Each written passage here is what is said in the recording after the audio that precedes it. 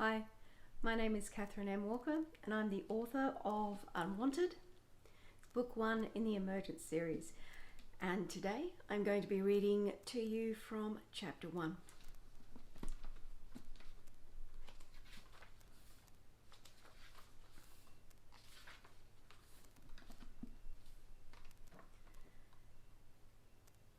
Chapter 1.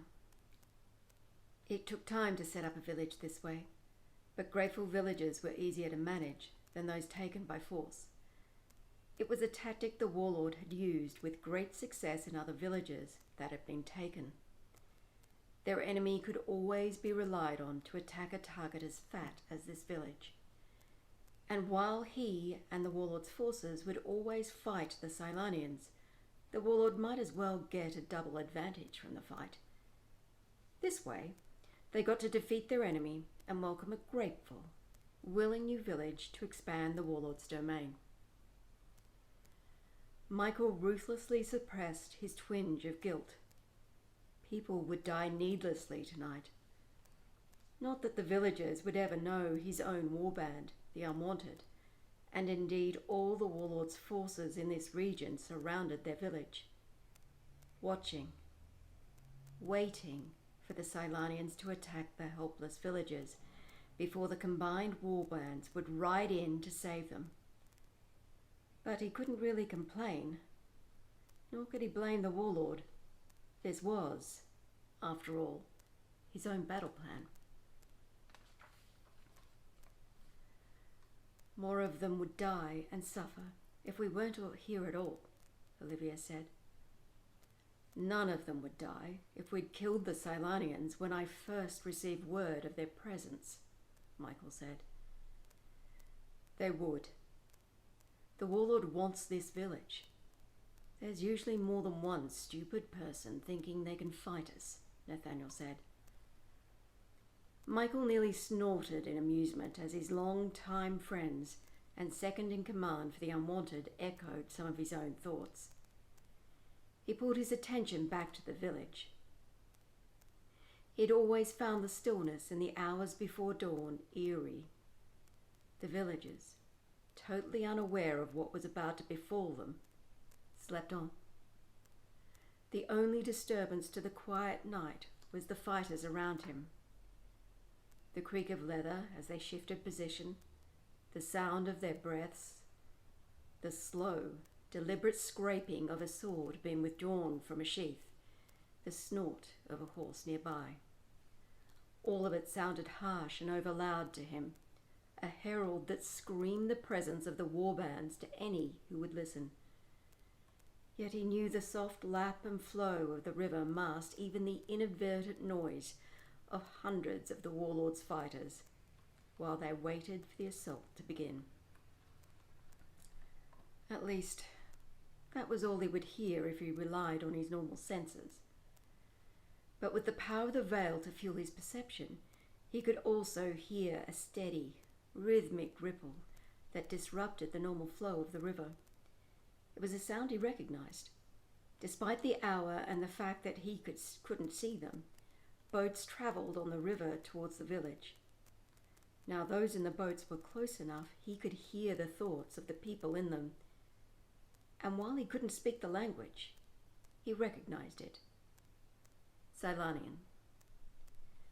As the Cylanian boats drew ever closer to the village, he sent his other side out, almost seeming to fly over the village towards the jetty.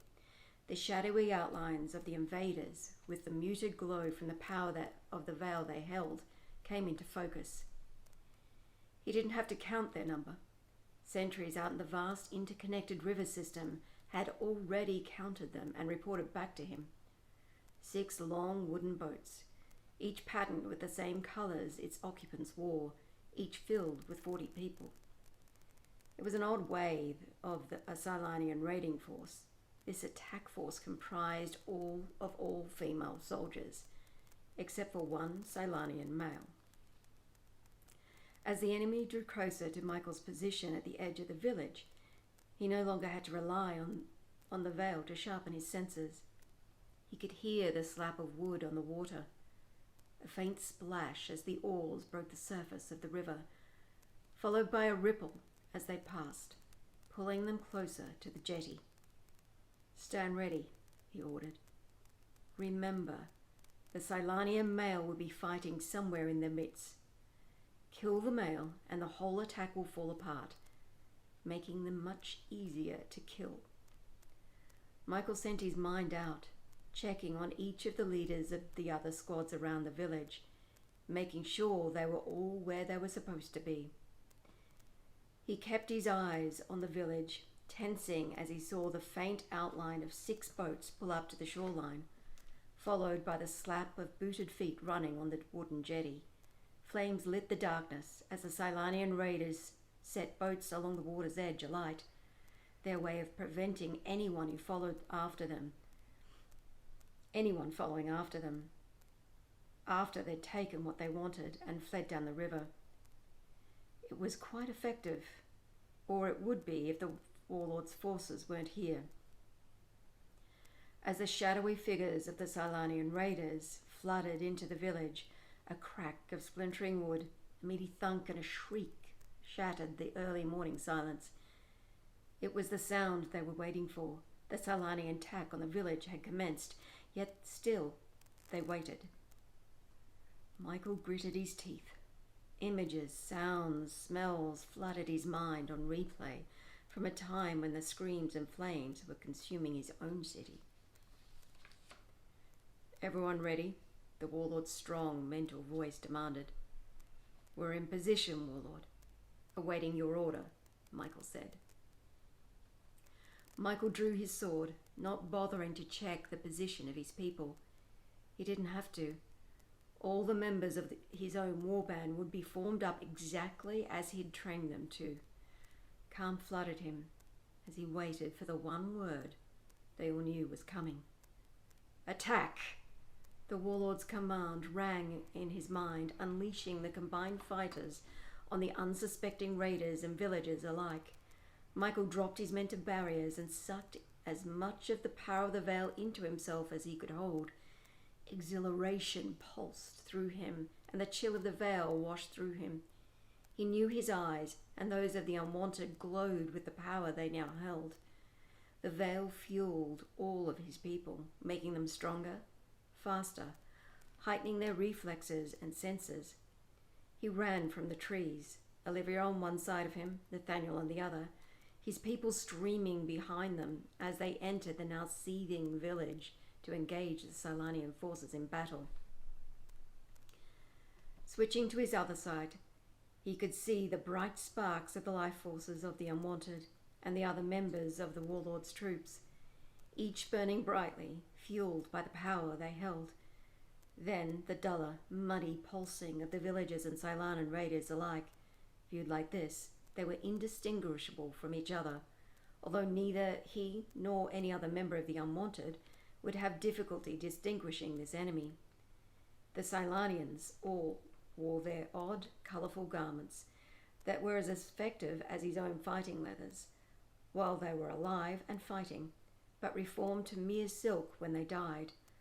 Michael could tell from the low-level power that pulsed sluggishly in the Cylanians that they were none of them any stronger than the average person. Michael noted the distinct bright glow of the warlord leading the other unit as they spurred their horses towards the docks.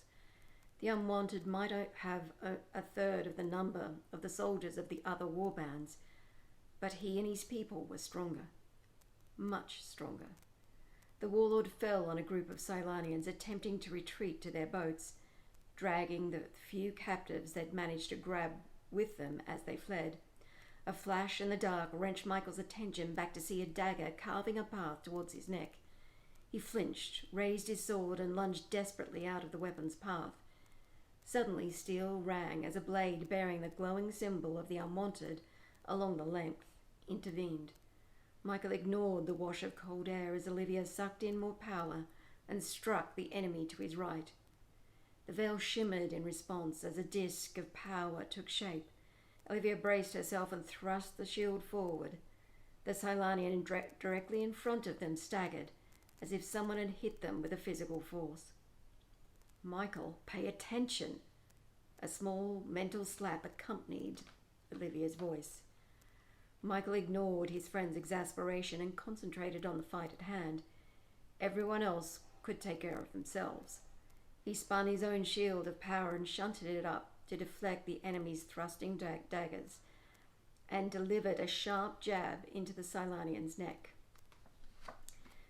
Reinforcing the strength of his arm and sword with the veil, he parried to deflect the opponent's weapon.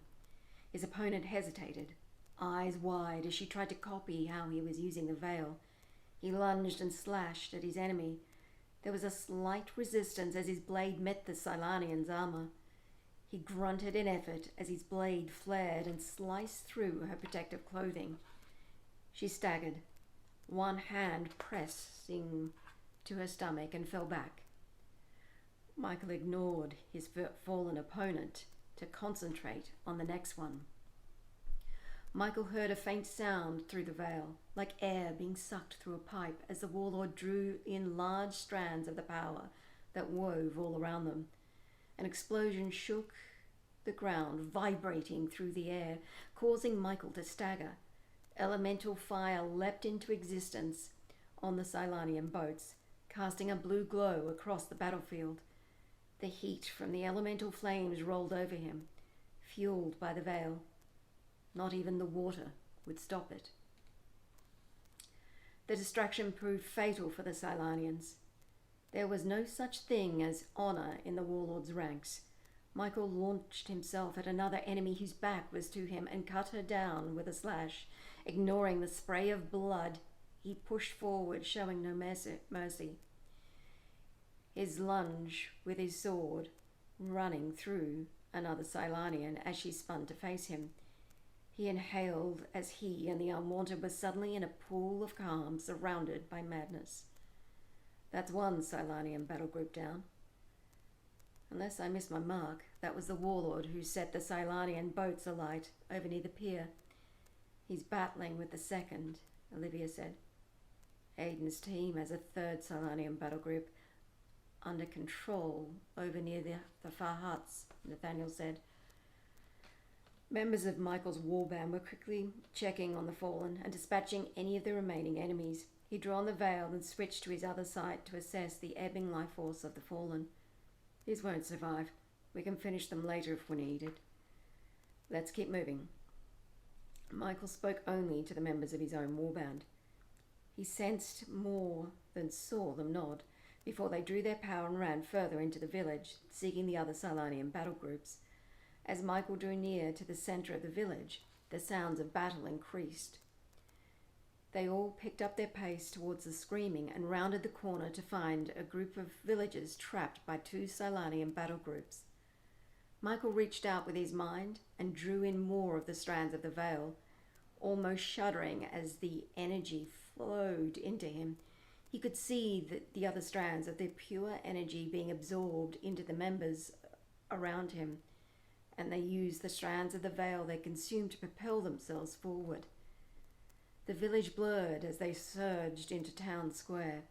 The villagers were fighting with anything they could get their hands on. Michael simply fell on the Cylanian raiders from behind. Half of the enemy fell to the blades of the Unwanted before the Cylanians fought back.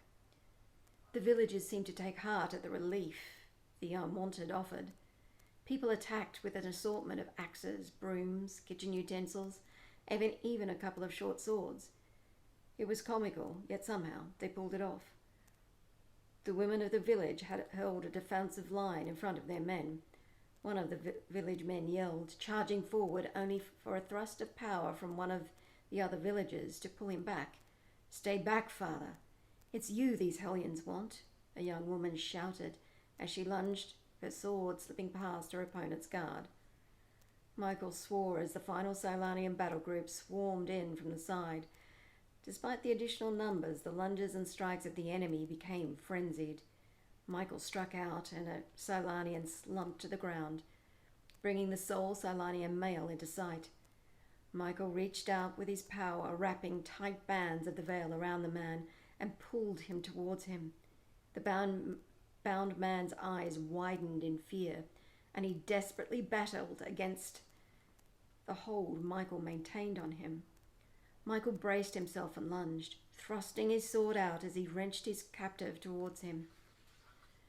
The man grunted as Michael's blade slammed through him, and Michael released his hold, letting the body topple to the ground.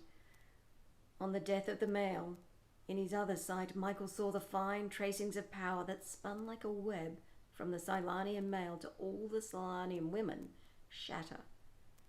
As those mental bonds that bound his enemy fragmented, the fluid and structured fighting of the remaining Cylanians disintegrated and became frenzied attacks on anyone around them, including their own fighters. The Cylanian males might be dead, but they still had a fight to finish.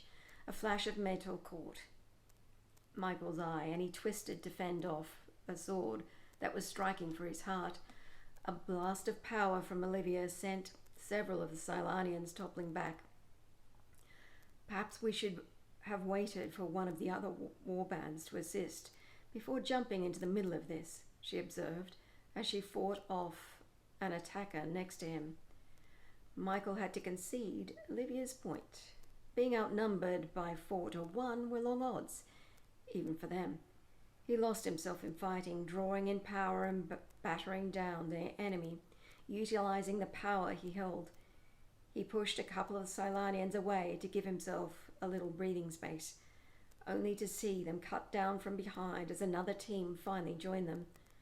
Michael accounted for 2 more of the enemy, grinning in appreciation as the local woman he'd seen fighting earlier ran through a third.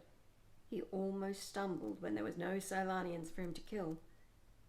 For a moment there was stillness, a stark, shocking silence. Then the wailing started, interspersed with groaning and weeping from the injured.